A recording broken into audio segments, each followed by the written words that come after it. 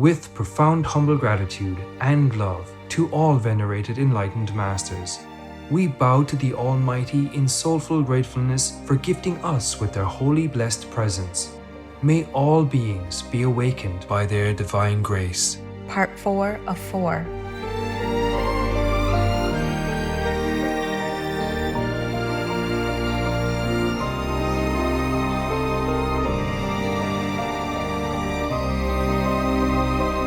Etc. Our programs offer many languages. Please visit suprememastertv.com/schedule. Nos programmes offrent plusieurs langues. Veuillez visiter suprememastertv.com/schedule. Nuestros programas ofrecen varios idiomas. Visiten suprememastertv.com/schedule. 저희 방송은 다양한 언어를 제공합니다. 다음을 참고하세요. suprememastertv.com/schedule. Blessed be the brother who is called enemy, because in him we see our faults, and thus will be able to correct them. Please continue watching for more fascinating teachings from Quetzalcóatl Vegetarian. Vegan, be a gift to our world.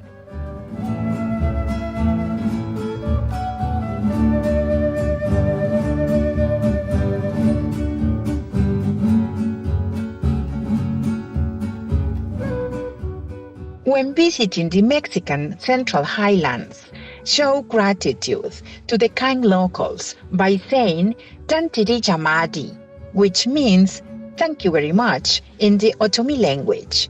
I am Savina.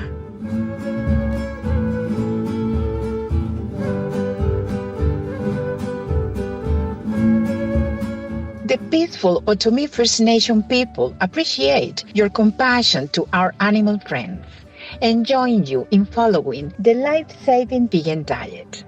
May God awaken everyone to the harmfulness of eating animal people flesh, to themselves, spiritually and physically, to our earthly co-inhabitants, as well as to the environment, and may they quickly change to a benevolent vegan diet.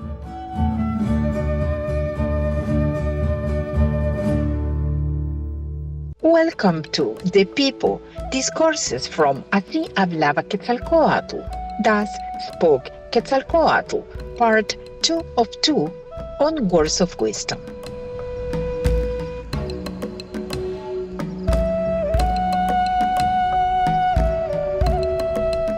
Así Hablaba Quetzalcóatl, Thus Spoke Quetzalcóatl is a beautiful tale that offers upliftment to all truth seekers yearning for spiritual understanding.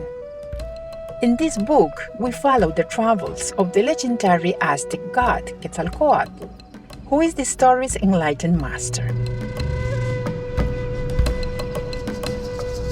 In his offering of discourses to earnest seekers, we see that Quetzalcóatl highlights the importance of the inward journey. Transcending both time and space, this journey connects us with the inner heavenly light and music. Thus, the words from Así Hablaba Quetzalcóatl illuminate one's spiritual endeavors with profound truth.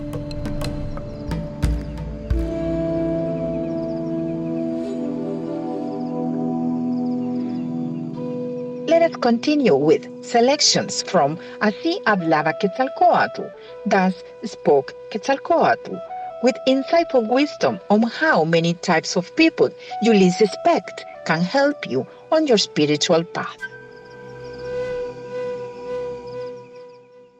The voice of your own light. And Quetzalcóatl was talking to his brothers on a square of Tolan like this.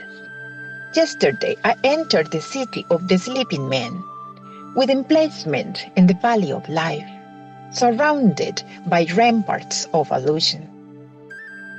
When I crossed its doors, many surrounded me and said, "Talk to us about your world, that one which spreads out beyond our nights, where there is a light illuminating everything from the inside."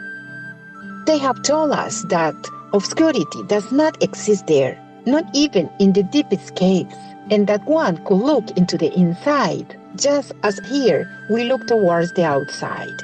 And many were the ones who kept jumping by my side. Afterwards, I went to a square where I sat down surrounded by all of them. And so I spoke to them. Brothers from this place, where night does exist, you are in need of the night yet, to understand the day, and of obscurity, to feel the light. Nevertheless, times will come in which you will know its value, and then you will eternally live surrounded by it. You still need hate to understand love, and struggles in order to know the value of peace, and of stumbles so that, day by day, you may rise up. Let it be known to you that I come to visit you, and many are the things I bring to you from that place.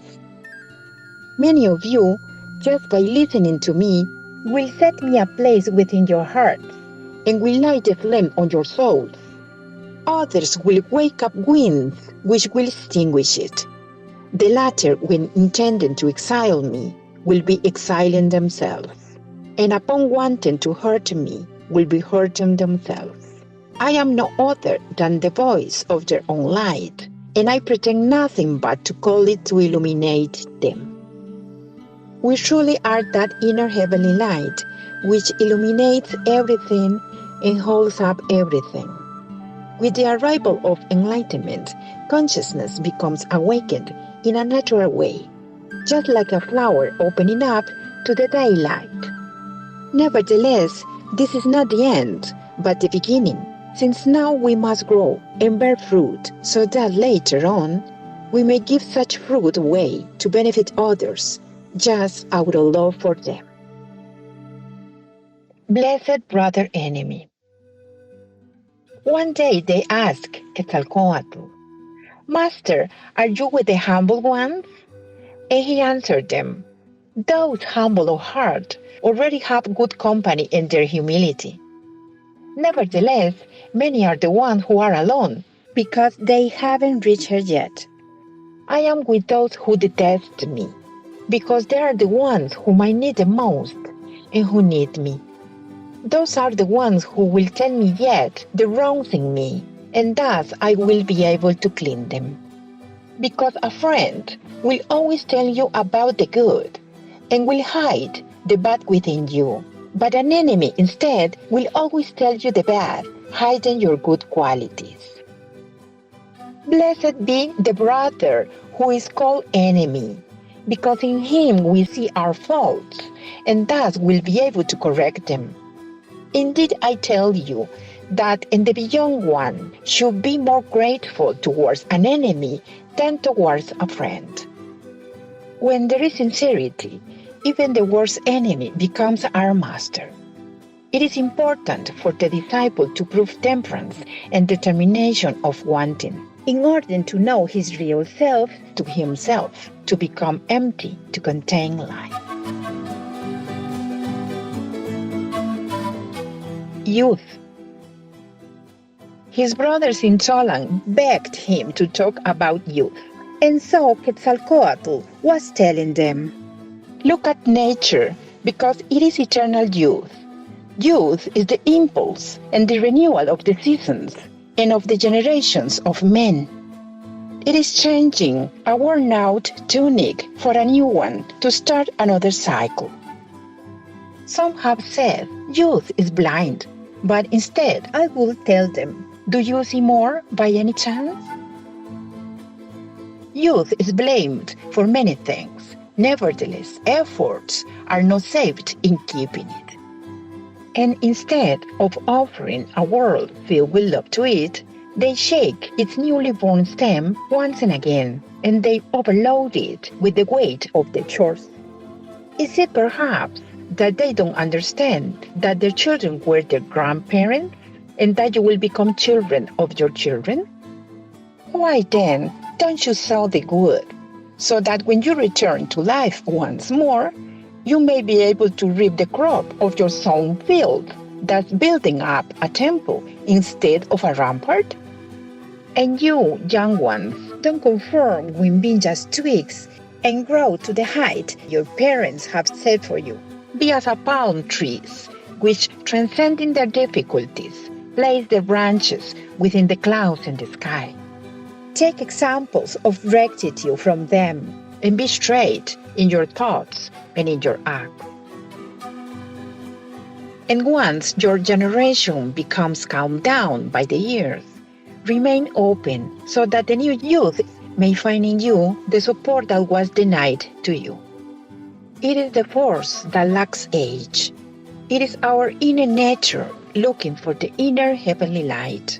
It is the seed that once it has germinated does not rest until it comes out from darkness, becoming newly born to light.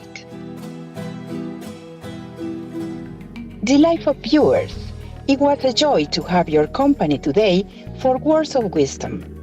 Coming up next is The Typewriter, a revolutionary invention of its time, part 2 of 2, right after Noteworthy News. May the brightness of the heavenly lights be your inspiration always. Our programs offer many languages. Please visit suprememastertv.com/schedule and suprememastertv.com/WOW.